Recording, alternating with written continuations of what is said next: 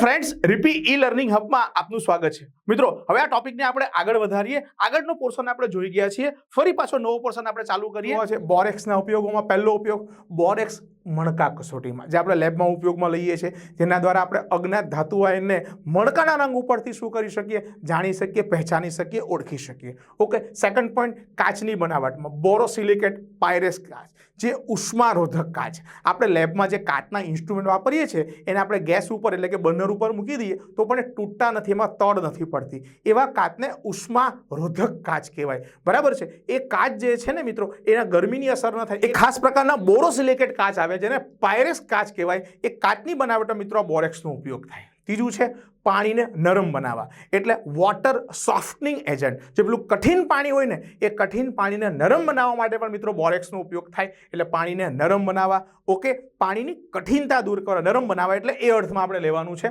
પછી સફાઈ કરતા તરીકે, સફાઈ કરતામાં ક્યાં, તો ચામડાને સાફ કરવા, ચર્મ ઉદ્યોગની અંદર જે પેલા પશુઓના ચામડા છે એ ચામડાની સફાઈમાંનો ઉપયોગ થાય છે સફાઈ કરતા તરીકે। ઓકે મિત્રો, તો આ બોરેક્સના ઉપયોગ થયા। મિત્રો, બોરેક્સ જોયા પછી બોરોનનું બીજું એક અગત્યનું સંયોજન આપણે જોવા જઈએ છીએ, એ છે ઓર્થોબોરિક એસિડ અથવા બોરિક એસિડ પણ કહેવાય। આ બોરિક એસિડ અને ઓર્થોબોરિક એસિડ નામ મિત્રો અલગ અલગ છે, પણ સંયોજન તો એક જ છે। અણુસૂત્ર તો એકને એક જ થવાનું છે, બે રીતે રજૂ કરી શકાય, H3BO3। ઓકે, અને આમ પણ લખી શકો BOS થ્વાઇસ। કેમ BOS થ્વાઇસ મિત્રો? કારણ કે એમાં બોરોન સાથે 3 હાઇડ્રોક્સિલ ગ્રુપ જોડાયેલા છે, એટલે BOS થ્વાઇસ પણ લખી શકાય ને આ રીતે પણ એને દર્શાવી શકાય। ઓકે, ચલો, આ જે બોરિક એસિડ છે એ બનાવટ કેવી રીતે કરાય એનાથી શરૂઆત કરીએ। બનાવટમાં મિત્રો બહુ સહેલું છે। પહેલી બનાવટમાં આપણે બોરેક્સ આપણે જાણીએ છીએ Na2B4O7, એમાંથી કેવી રીતે બોરિક એસિડ મેળવીએ ચલો જોઈએ મિત્રો, બહુ સહેલું છે। શું કરીશું તો ગરમ અને સાંદ્ર બોરેક્સનું દ્રાવણ, આ બોરેક્સ એટલે Na2B4O7, એનું ગરમ અને સાંદ્ર એ દ્રાવણ સાથે સાંદ્ર HCl અથવા સાંદ્ર H2SO4 સાથે એને પ્રક્રિયા કરાવવાની, મિક્સ કરવાની। ટૂંકમાં ગરમ સાંદ્ર બોરેક્સનું દ્રાવણ અને સાંદ્ર સલ્ફ્યુરિક એસિડ કે સાંદ્ર હાઇડ્રોક્લોરિક એસિડને મિક્સ કરવામાં આવે અને પરિણામી દ્રાવણને ઠંડુ કરતા, જે રિઝલ્ટિંગ સોલ્યુશન મળે એને ઠંડુ કરતા આપણને બોરિક એસિડના સફેદ સ્ફટિક છૂટા પડે। બરાબર છે। એમાં લખ્યું છે દ્રાવ્યતા ઓછી હોવાથી। દ્રાવ્યતા ઓછી હોવા એટલે કેવી રીતના મિત્રો? એને એક ભૌતિક ગુણધર્મ છે કે બોરિક એસિડની ઠંડા પાણીમાં દ્રાવ્યતા ઓછી છે।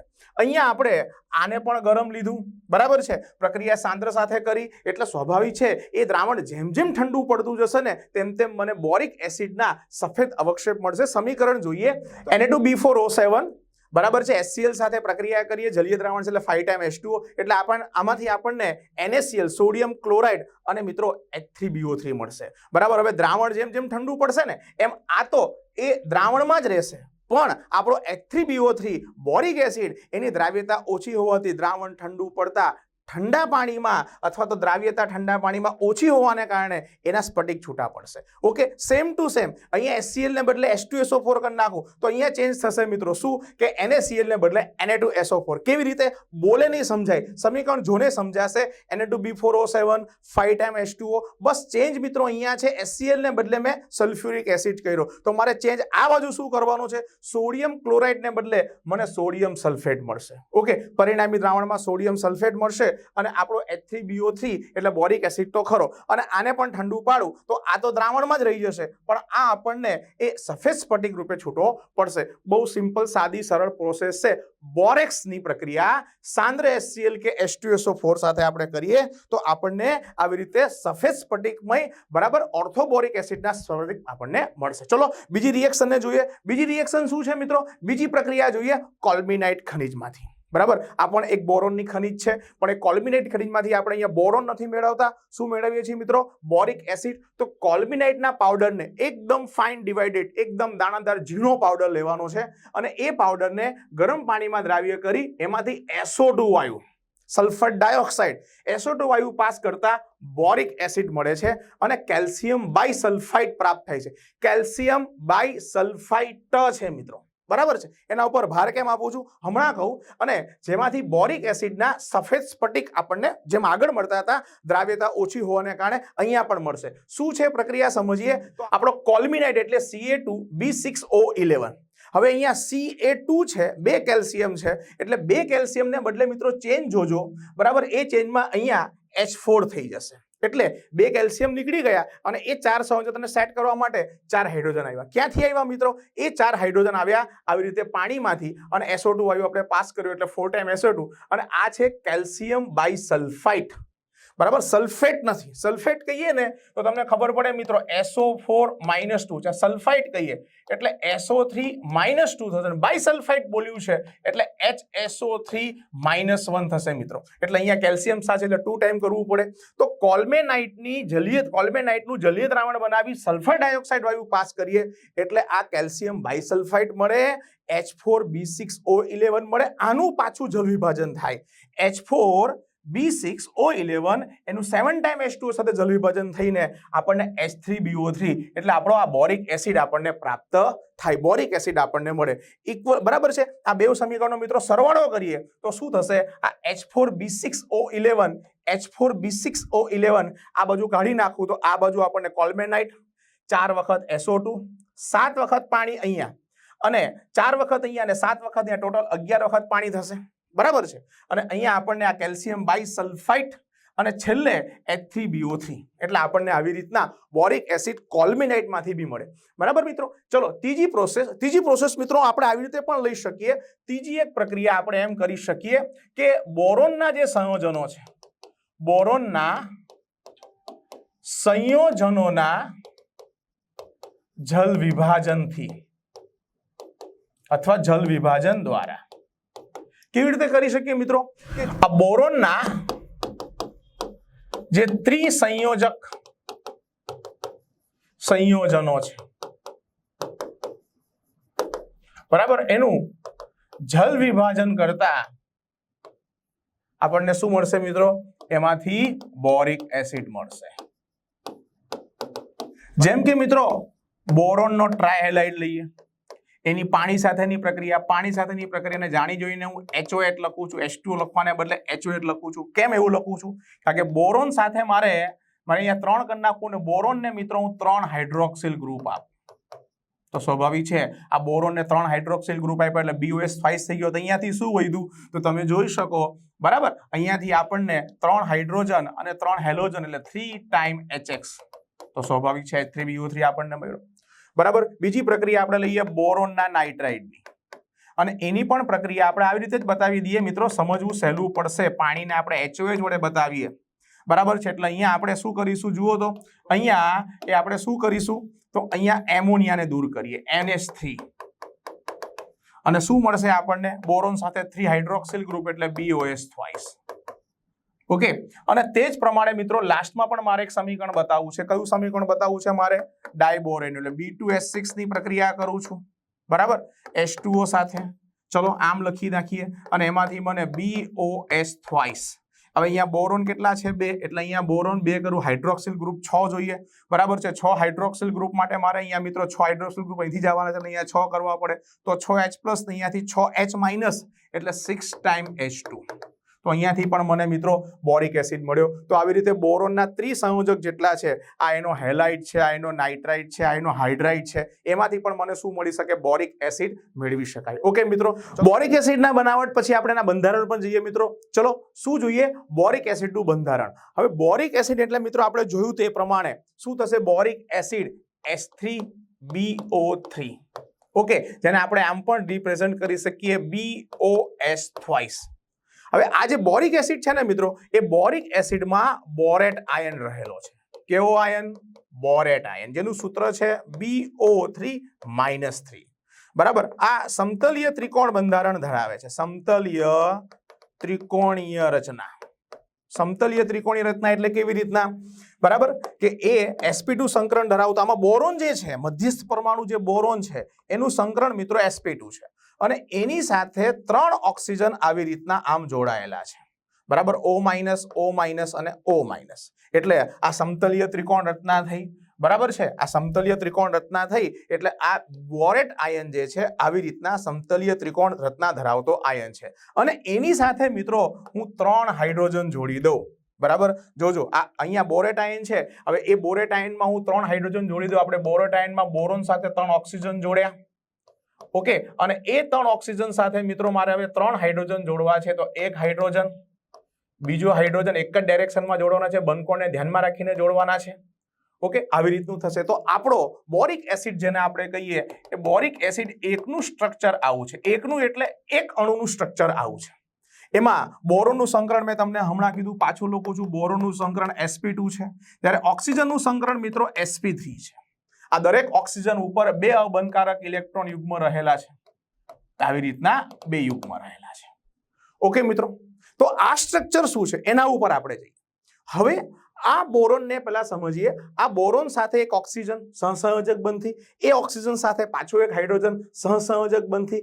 પણ મિત્રો આ ઓક્સિજન જે અહીંયા 3 ઓક્સિજન જોડાયેલા છે, આ પ્રત્યેક ઓક્સિજન બીજા એક હાઇડ્રોજન સાથે આવી રીતના મિત્રો હાઇડ્રોજન બોન્ડથી જોડાયેલો છે. તો અહીંયા હાઇડ્રોજન બોન્ડિંગ આપણે કરી નાખીએ, અન્ય હાઇડ્રોજન સાથે જોડાયેલો છે, બીજાના હાઇડ્રોજન સાથે, અને એના કારણે આખું આપણે કમ્પ્લીટ કરીએ ને તો એક આવી રીતના હેક્ઝાગોનલ એટલે ષટકોણીય રચના મળે, સમતલીય ષટકોણીય રચના. કારણ કે આ જે છે મિત્રો, આ બોરોન સાથે 3 હાઇડ્રોક્સિલ ગ્રુપ sp2 સંકરણને કારણે એક જ સમતલમાં છે, અને એ બીજા પાછા હાઇડ્રોજન બોન્ડ વડે બીજા બોરિક એસિડના અણુઓ સાથે જોડાય એટલે એક સમતલીય રચના મળે. એ સમતલીય રચનામાં મેં અહીંયા અલગ અલગ કલર વાપરેલા છે. પહેલા કલરમાં તમે જોઈ શકો અહીંયા બોરિક એસિડ 1 લખ્યું છે. 1 એટલે આ જે ઓરેન્જ કલરનું છે એમાં B સાથે OH, B સાથે OH, B સાથે OH, અહીંયા બતાવ્યું હતું તેમ. પણ હવે આને આપણે બોરિક એસિડ 2 કહીએ છીએ, ગ્રીન કલરનો છે. તો એની સાથે આ ઓક્સિજન જુઓ હાઇડ્રોજન બોન્ડથી જોડાયેલો છે. એવી રીતે આ હાઇડ્રોજન આની સાથે આવી રીતના ઓક્સિજન બંધથી જોડાયેલો છે. તો આ બોરિક એસિડનો બીજો અણુ, એવી રીતે અહીંયા બોરિક એસિડનો ત્રીજો અણુ, એવી રીતે અહીંયા બોરિક એસિડનો ચોથો અણુ. તો અહીંયા 4 અણુ જોડાયેલા છે. એ 4 જણથી કમ્પ્લીટ નથી થતું, હજી અહીંયા મિત્રો બીજા પણ બોરિક એસિડના અણુઓ હોય એટલે એક સમતલીય રચના બનતી જાય છે. અને મિત્રો આ સમતલીય રચનામાં 2 સમતોલો વચ્ચેનું અંતર જે છે, સ્તર વચ્ચેનું જે અંતર છે ખૂબ વધારે છે. એની વેલ્યુ નિયર અબાઉટ 3.18 એમસ્ટ્રોંગ છે. બરાબર, આ એક સમતલ થયું. એવું એક ઉપર બીજું, બીજા ઉપર ત્રીજું. જેમ ગ્રેફાઇટમાં કેમ સ્ટ્રક્ચર હોય મિત્રો, એવી રીતે અહીંયા પણ સમતલ ઉપર એક સમતલ ઉપર બીજું સમતલ હોય, અને એ સમતલ વચ્ચેનું અંતર 3.18, જે ઘણું વધારે કહેવાય. અને ઘણું વધારે કહેવાય એટલે મિત્રો સરળતાથી એ બંધ તૂટી શકે. અને એના કારણે થશે શું, તો સમજવા જેવું છે કે એના કારણે જ્યાં બોરિક એસિડના એક સ્તર ઉપર બીજા સ્તર ઉપર ત્રીજું સ્તર, જે સ્તરીય રચના છે બોરિક એસિડની, તમે જરાક દબાણ આપો એટલે સ્તર તૂટી જાય ને એક સ્તર બીજા સ્તર ઉપર સ્લીપ કરે, સરકે. અને સ્લીપ કરે, સરકે મિત્રો એટલે બોરિક એસિડ તમે હાથમાં પકડો ને તો એકદમ ફરી સુવાળો, બરાબર, એકદમ મુલાયમ આપણને પાવડર જેવું લાગે. એ આ કારણે એની સ્તરીય રચનાને કારણે. ઓકે, તો બોરિક એસિડની અંદર બોરેટ આયન, એમાં સંકરણ, ઓક્સિજનનું સંકરણ, સ્તરીય રચનાને સ્તર, અને સ્તર વચ્ચેનું અંતર ને એ સ્તર વચ્ચેનું અંતર હળવા દબાણથી પણ આપણે તોડી શકીએ. બરાબર છે, અને એના કારણે એ ફરી સુવાળો પદાર્થ છે મિત્રો. ઓકે, ચલો સ્ટ્રક્ચરની વાત કરી, આગળ વધીએ, એના ભૌતિક ગુણધર્મો ઉપર જઈએ. ભૌતિક ગુણધર્મોમાં જે હમણાં મેં કીધેલું હતું, પહેલો પોઈન્ટ આપણે એ જ લેવાનો છે. બરાબર, કયો પહેલો પોઈન્ટ, કે એ સ્ફટિકમય ઘન પદાર્થ છે. ઓકે, અને સુવાળો, સ્પર્શે ચીકણો, સુવાળો છે એટલે ફરી જેને કહેવાય એકદમ ટેલ્કમ પાવડર કેમ આપણે હોય એના જેવો, અને સ્પર્શે ચીકણા, બરાબર, સોપી જેને કહેવાય. આપણે સાબુને અડતા હોય તો સાબુ કેમ આપણને ચીકણા લાગે મિત્રો, એવા એકદમ બરાબર ચીકણા લાગે. ડ્રાય જ હોય, સૂકા જ હોય, પણ એકદમ હાથમાં મસળો એટલે સ્પર્શે ચીકણા હોય. ઠંડા પાણીમાં બહુ ઓછા દ્રાવ્ય, આંશિક દ્રાવ્ય થશે, જ્યારે ગરમ પાણીમાં કેવા છે મિત્રો, વધુ દ્રાવ્ય થશે. બરાબર, ઠંડા પાણીમાં ઓછા અને ગરમ પાણીમાં વધુ દ્રાવ્ય. ચલો સેકન્ડ પોઈન્ટ જોઈએ. એ નિર્બળ મોનોબેઝિક એસિડ છે. બોરિક એસિડ છે, નામ જ બોરિક એસિડ છે તો સ્વાભાવિક છે એસિડ તો હોવાનો, પણ યાદ રાખજો નિર્બળ મોનોબેઝિક છે. એ એસિડ પ્રકૃતિ કેવી રીતે બતાવે, બરાબર છે, જોવા જઈએ, ધ્યાનથી જોજો. એ એટલા માટે એસિડિક પ્રકૃતિ બતાવે કારણ કે જ્યારે એને પાણીમાં ઓગાળો, આ BOS થ્વાઇસ એને પાણીમાં ઓગાળો એટલે થશે શું, જરાક ધ્યાનથી જોજો મિત્રો, કે અહીંયા H2O છે એને હું જાણી જોઈને H+ અને OH- લખું છું. આ OH- હાઇડ્રોક્સિલ આયન પોતાની એક ઇલેક્ટ્રોન યુગ્મ સાથે અહીંયા જોડાઈ જાય, અને આ બોરોનની ખાલી કક્ષામાં, બોરોનનું સંકરણ તમને ખબર છે મિત્રો કયું હતું, sp2, એટલે એની ખાલી કક્ષકની અંદર આ જોડાય એટલે BOH4- આવો બને. બરાબર છે, BH4- આપણને આયન બને, અને અહીંયાથી વધશે શું, H+ એટલે H+ અહીંયા આવી રીતે થશે. એટલે મિત્રો આ એસિડ ખરો બોરિક એસિડ મોનોબેઝિક એસિડ કેમ છે જરાક ધ્યાનથી સમજીએ મિત્રો. BOS થ્વાઇસ પાણી પાસેથી એક હાઇડ્રોક્સિલ સમૂહ સ્વીકારે, તમે જોયું છે પ્રમાણે હાઇડ્રોક્સિલ ગ્રુપ સ્વીકારે, અને જેથી નિર્બળ મોનોબેઝિક એસિડ તરીકે વર્તે છે, ઇલેક્ટ્રોન યુગ્મ સ્વીકારે છે.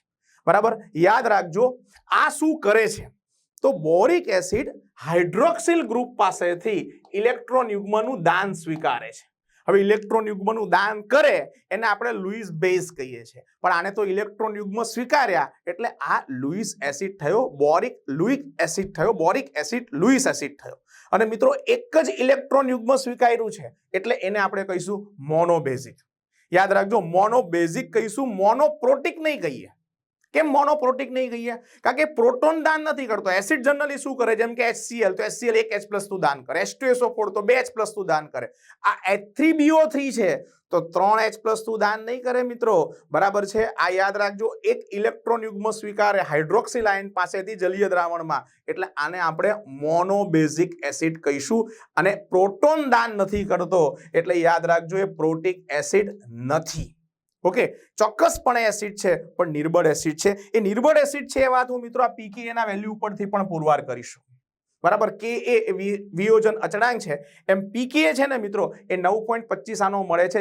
જેમ pKa નું મૂલ્ય ઓછું હોય તેમ એસિડિકતા વધારે હોય. આનો pKa બહુ વધારે છે 9.25 એટલે એસિડ તો ખરો પણ પ્રબળવાળી કેટેગરીમાં નહીં આવે. કેવો એસિડ થશે આપણો? આ નિર્બળ એસિડ થશે, નિર્બળ મોનોબેઝિક એસિડ છે. બહુ કામનો પોઈન્ટ છે મિત્રો. ચલો આગળ વધીએ, બીજા ભૌતિક ગુણધર્મો પર જઈએ. થર્ડ પોઈન્ટ પર ગરમીની અસર. ગરમીની અસર તો ઉનાળામાં થાય એવું નથી મિત્રો, આને આપણે ગરમ કરવાનો છે. બોરિક એસિડને ગરમ કરીએ તો શું પરિણામ મળે જરાક જોજો, બહુ મજા આવે તેવી વસ્તુ છે. પહેલું H3BO3 બોરિક એસિડ. બોરિક એસિડને નિયર અબાઉટ 100 સેલ્સિયસ તાપમાને ગરમ કરું તો એ પાણીનો અણુ ગુમાવે. બરાબર, પાણીનો અણુ ક્યાંથી ગુમાવે? ધ્યાનથી જોજો. H3BO3 છે, અહીંયાથી H2 લઈ લઉં છું, અહીંયાથી ઓક્સિજન લઈ લઉં છું તો H2 અને ઓક્સિજન કાઢી નાખું એટલે HBO2 થાય, મેટાબોરિક એસિડ કહેવાય. હંમેશા કોઈ પણ એસિડમાંથી પાણીનો અણુ દૂર કરો ને પરિણામી જે એસિડ મળે એની આગળ પૂર્વકમાં મિત્રો મેટા વપરાય. હંમેશા માટે યાદ રાખજો. બીજા બી પૂર્વક છે એ જેમ જેમ આવતા છે તેમ તેમ આપણે વાત કરશું, પણ પાણીનો અણુ દૂર કર્યા પછી જે એસિડ મળે ને એ ઓરિજિનલ એસિડના નામની આગળ મેટા પૂર્વકથી બોલાય એટલે આ થયો મેટાબોરિક એસિડ. આ તો આપણે જાણીએ છીએ બોરિક એસિડમાંથી મેટાબોરિક એસિડ. ઓકે, અને એ 160 સેલ્સિયસ તાપમાને આના કરતા હવે વધુ તપાવ્યું તો આપણને ટેટ્રાબોરિક એસિડ મળ્યો. આપણે કે ટેટ્રાબોરિક એસિડ કેવી રીતના? અહીંયા તો એક બોરોન છે તો 4 બોરોન છે, તો એને સમજવા માટે આપણે એક અલગથી સમીકરણ લખી નાખીએ, તમને ખ્યાલ આવે મિત્રો. 4 ટાઈમ HBO2 એટલે આપણે આ મેટાબોરિક એસિડ 4 ટાઈમ લઈએ અને અહીંયા 160 સેલ્સિયસ વાળું સમીકરણ લખીએ તો કેમ થશે? એમાંથી આપણને H2B4O7 અને તમે જોઈ શકો અહીંયા 4 હાઇડ્રોજનમાંથી 2 થાય એટલે 2 હાઇડ્રોજન. બોરોન તો 4 જ છે, ઓક્સિજન 4 દુ 8 માંથી 7 એટલે H2O દૂર થયું. એટલે અહીંયા પણ આપણે લખવું હોય તો -H2O લખી શકાય, પણ કયા અર્થમાં તમને ખબર પડે ને?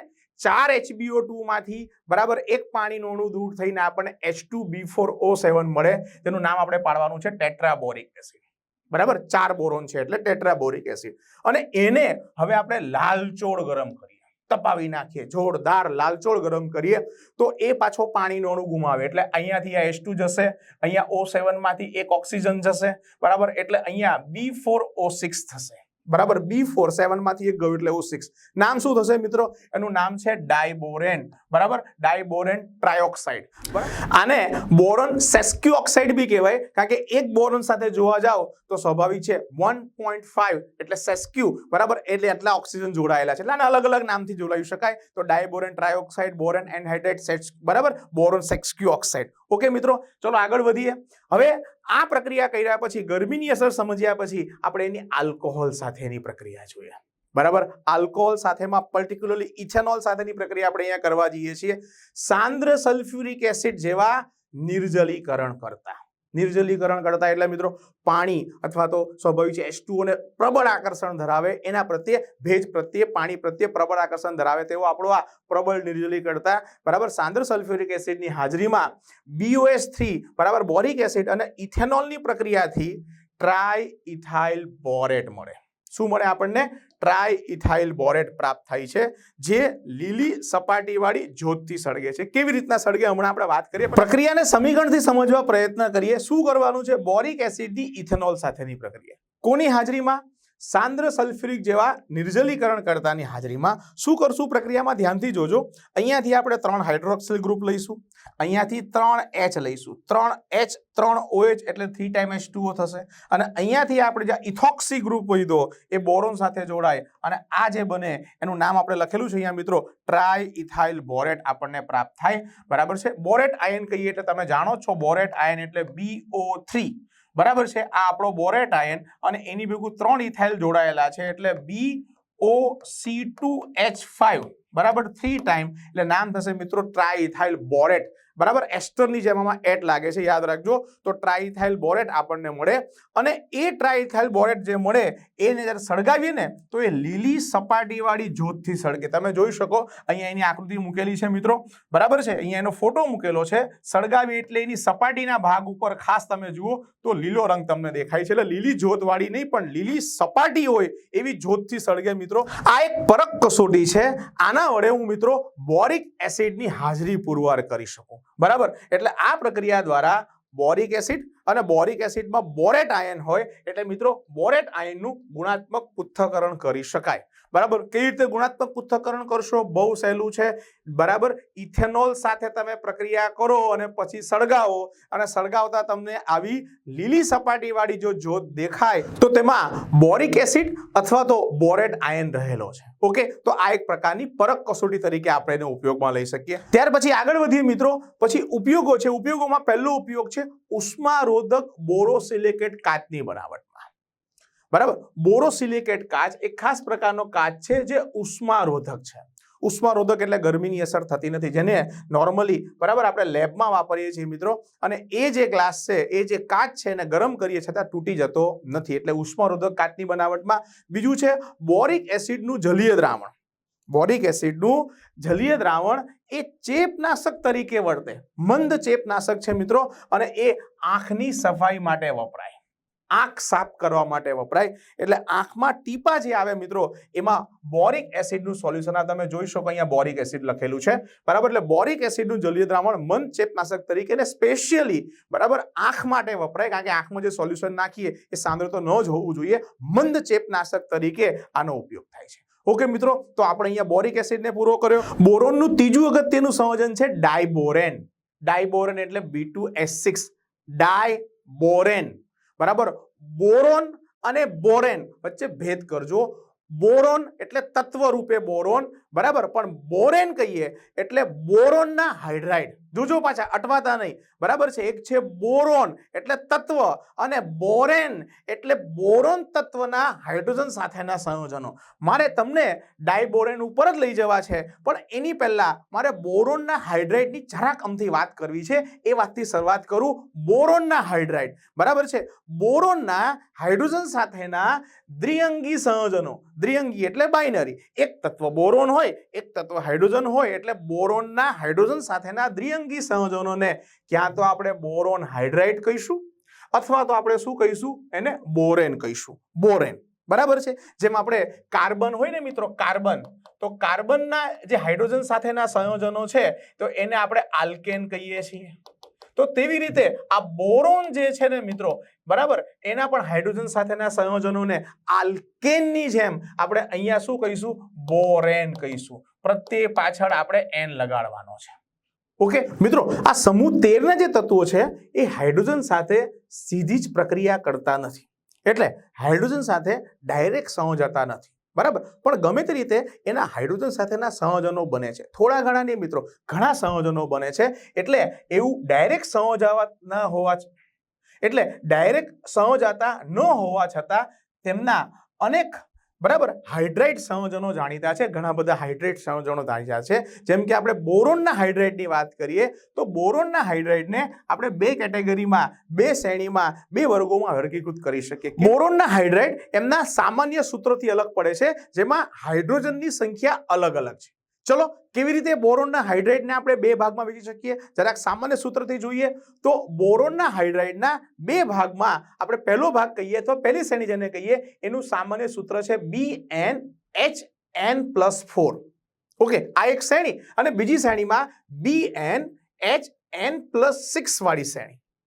ઓકે, હવે મિત્રો આ બેમાં હાઇડ્રોજનની સંખ્યા જુદી જુદી છે અને એ પણ તમને કહેવું કે પેલા કાર્બનના જે મિત્રો હાઇડ્રાઇડ સંયોજનો છે એટલે જે હાઇડ્રોકાર્બન છે એના સામાન્ય સૂત્ર આપણે જોઈએ તો CnH2n+2, બરાબર. આ તો આલ્કીનનું લખ્યું તે પ્રમાણે આલ્કીન ને આલ્કાઇનનું પણ તમે જાણો છો.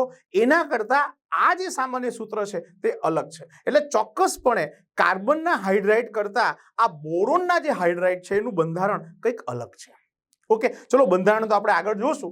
હવે આ જે BnHn+4 વાળી શ્રેણી છે એને નિડોબોરેન કહેવાય, જ્યારે N+6 વાળી શ્રેણી છે એને આર્કોન બોરેન કહેવાય, આર્કોન બોરેન. ઓકે, એવું નામ કેમ પડ્યું? કારણ કે આનું જ્યારે સ્ટ્રક્ચર જોઈએ, બંધારણ જોઈએ તો એ પક્ષીના માળા જેવું બંધારણ દેખાય એટલે એને નિડો એટલે પક્ષીનો માળો. જ્યારે આ જે છે આર્કોન બોરેન એ કરોડિયાના ઝાડા જેવું થોડું કોમ્પ્લેક્સ સ્ટ્રક્ચર દેખાય, થોડું ગૂંચવાડાવાળું સ્ટ્રક્ચર દેખાય એટલે કરોડિયાના ઝાડા જેવું બંધારણ ધરાવે. બરાબર છે મિત્રો. હવે મારે એના તમને ઉદાહરણ આપવા હોય તો ઉદાહરણ આપી શકીએ, જેમ કે B2S6. હવે B2 છે એટલે 2 બોરોન છે તો ડાયબોરેન, B5 પેન્ટાબોરેન, B6 હેક્સાબોરેન. બધા હાઇડ્રાઇડ જ છે, બધાને મારે બોરેન અને આગળ મારે એની સંખ્યા લેવાની છે. બોરોનની સંખ્યા 2 હોય તો ડાય, 3 હોય તો ટ્રાય, 5 હોય તો પેન્ટા, બરાબર, 8 હોય તો ઓક્ટા અને 10 હોય તો ડેકા. તો આમ કરીએ તો મિત્રો એવું બી થાય ને કે આ શ્રેણી અને આ શ્રેણીના સામાન્ય નામ સરખા થઈ જાય. કેવી રીતના સામાન્ય નામ? એટલે સમજી લો કે આમાં આપણે જોઈએ તો અહીંયા B5H9 છે. ઓકે, B5H9 છે તો બોરોન કેટલા છે? 5 એટલે પેન્ટાબોરેન. તેવો પેન્ટાબોરેન તમને અહીંયા પણ મળશે, પણ અહીંયા B5H9 છે N+4 પ્રમાણે, પણ અહીંયા તો N+6 પ્રમાણે B5H11 છે. તો આ બેનો ડિફરન્શિએટ કેવી રીતે કરવો, કેવી રીતે જુદા પાડવા? તો નામ લખવામાં શું ધ્યાન રાખવાનું છે? અહીંયા કીધે નામ લખેલા છે કે પહેલા તમારે બોરોનની સંખ્યા, ઓકે, જે કઈ આવતી હોય 2 કે 3 એટલે ડાય કે પેન્ટા કે હેક્સા જે કઈ, ત્યાર પછી બોરોન, બરાબર, ત્યાર પછી આપણે જે લખીએ છીએ બોરેન લખવાનું છે અને ધેન આફ્ટર કૌંસમાં હાઇડ્રોજનની સંખ્યા મેન્શન કરવાની છે. જેમ કે તમે જોઈ શકો B2S6 તો ડાયબોરેન લખ્યું છે પણ હાઇડ્રોજન 6 છે એટલે અહીંયા કૌંસમાં 6 લખેલા છે. એવી રીતે આપણે પેન્ટાબોરેન બેઉમાં આવે છે, પેન્ટાબોરેન અહીંયા બી છે, પેન્ટાબોરેન અહીંયા બી છે, પણ અલગ કેવી રીતે પડે છે? તો આ પેન્ટાબોરેન 9 કહીએ ને મિત્રો એટલે આ N+4 વાળી શ્રેણીનું થાય, પણ આ પેન્ટાબોરેન 11 થશે એટલે N+6 વાળી શ્રેણીનું થશે. એવી રીતે મિત્રો હેક્સાબોરેન 10 અને આ પણ હેક્સાબોરેન જ છે પણ હેક્સાબોરેન 12. તો આવી રીતે એમના સૂત્ર ઉપરથી આપણે ડિફરન્શિએટ કરી છે કે નામ લખવામાં ધ્યાન રાખજો, કૌંસની સંખ્યા હાઇડ્રોજનની સંખ્યા સૂચવે છે. ઓકે, ચલો આપણે ડાયબોરેન પર જઈએ. ડાયબોરેનની બનાવટ કરીએ મિત્રો. બનાવટની પહેલી પદ્ધતિમાં મિત્રો આ બોરેન ટ્રાઇફ્લોરાઇડ BF3 એનું લિથિયમ એલ્યુમિનિયમ હાઇડ્રાઇડ વડે રિડક્શન કરવાનું છે. BF3 નું લિથિયમ એલ્યુમિનિયમ હાઇડ્રાઇડ વડે રિડક્શન કરવાનું છે એટલે આપણને લિથિયમ ફ્લોરાઇડ, એલ્યુમિનિયમનો ફ્લોરાઇડ અને આપણને જે જોઈએ છે તે એટલે કે ડાયબોરેન આપણને મળે છે. ઓકે, તો પહેલી પ્રક્રિયામાં BF3 રિડક્શન કોના વડે કર્યું? લિથિયમ એલ્યુમિનિયમ હાઇડ્રાઇડ વડે. ઓકે, એવી ને એવી બીજી પ્રક્રિયા કે જે પ્રયોગશાળામાં આપણે ઉપયોગમાં લઈ શકીએ તો પ્રયોગશાળાની બનાવટની આ પ્રક્રિયાની અંદર મિત્રો આ સોડિયમ બોરોહાઇડ્રાઇડ છે અને સોડિયમ બોરોહાઇડ્રાઇડનું ઓક્સિડેશન આયોડિન વડે કરવાનું છે. સોડિયમ બોરોહાઇડ્રાઇડનું ઓક્સિડેશન કરવાનું છે આયોડિન વડે અને એના ઓક્સિડેશનથી આપણને અહીંયા ડાયબોરેન, સોડિયમનો આયોડાઇડ અને હાઇડ્રોજન વાયુ છૂટવું પડે છે. આ પહેલી અને બીજી જે પ્રક્રિયા છે એ પ્રક્રિયામાં મિત્રો એક ખાસ પ્રકારનો દ્રાવક વપરાય છે. બરાબર, આ પ્રક્રિયા માટે ખાસ પ્રકારનો દ્રાવક વપરાય છે કારણ કે આમાં રિફ્લક્સ કરવાનું હોય છે. રિફ્લક્સ તો તમે એવો મિનિંગ કાઢી શકો કે લાંબા ગાળા સુધી એને ગરમ કરવાનું, ઉકાળવાનું હોય છે એટલે એની અંદર ઊંચા ઉત્કલન બિંદુ ધરાવતા દ્રાવક, બરાબર, ડાયગ્લાઇમ GYME આ ડાયગ્લાઇમનો ઉપયોગ થાય છે. આ મિત્રો પોલીઇથર છે. આ હું કોની વાત કરું છું? આ પહેલી અને બીજી પ્રક્રિયા જે છે એ પ્રક્રિયામાં રિફ્લક્સ કરવાનું હોય છે, ઊંચા તાપમાને ઉકાળવાનું હોય છે અને એની અંદર ડાયગ્લાઇમ એટલે પોલીઇથર સંયોજન છે એ દ્રાવક તરીકે વપરાય છે અને એનું સમીકરણ અથવા તેનું સૂત્ર તમને બતાવું તો એ કેમ થશે? અહીંયા CH2CH2O, બરાબર, એટલે આ થયો ડાયઇથાઇલ ઇથર અને એની આ બાજુ પણ એક મિથોક્સી ગ્રુપ લઈશું અને આ બાજુ પણ એક મિથોક્સી ગ્રુપ લઈશું. બરાબર છે. તો તમે જોઈ શકો આમાં ઈથર ગ્રુપ 3 વાર આવે છે. એક અહીંયા આવે છે, એક અહીંયા આવે છે, એક અહીંયા આવે છે, એટલે આપણે એને પોલીઈથર કહીશું. તો આ પોલીઈથર સંયોજનની અંદર પોલીઈથર દ્રાવકમાં ઊંચા તાપમાને એને રિફ્લક્સ કરીએ તો ત્યારે આપણને ડાયબોરેન મળે છે. પહેલા અને બીજી બંને પ્રક્રિયાની અંદર આવા દ્રાવકનો ઉપયોગ થાય છે. ત્રીજી પ્રક્રિયા છે મિત્રો એ ઔદ્યોગિક બનાવટની પદ્ધતિ છે. ઔદ્યોગિક બનાવટની પદ્ધતિની અંદર આ BF3 બોરોન ટ્રાઇફ્લોરાઇડનું મિત્રો એ રિડક્શન NaH વડે સોડિયમ હાઇડ્રેટ વડે કરવાનું છે. 450 કેલ્વિન તાપમાન એટલે ડાયબોરેન અને સોડિયમનો ફ્લોરાઇડ મળે છે. બહુ ઈઝી કહી શકાય તેવી પ્રક્રિયા છે અને એ રીતે ડાયબોરેનનું ઔદ્યોગિક ઉત્પાદન કરવામાં આવે છે. ઓકે ફ્રેન્ડ્સ, આ ટોપિક આપણે અહીંયા પૂરો કરીએ. મળીએ નેક્સ્ટ વિડીયોમાં નવા જુસ્સા સાથે. ઓકે, થેન્ક યુ મિત્રો.